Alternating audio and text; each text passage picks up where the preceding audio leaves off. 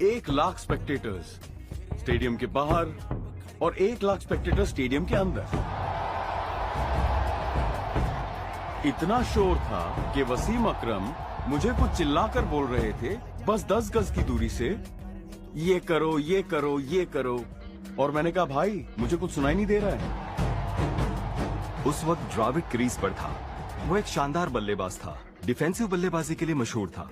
Indian cricket के महान इतिहास में वो एक उभरता हुआ सितारा था।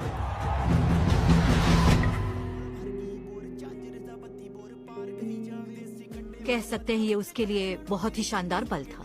वो आता है और एक यॉर्कर डालता है। इससे पहले कि द्रविड़ कुछ भी समझ पाता, उसे अपने विकेट गिरने की आवाज सुनाई दी। ठीक है, तो द्रविड़ आउट हो गया, लेकिन फिर बारी आती है सबसे बड़े अल्टीमेट बैटिंग हीरो की।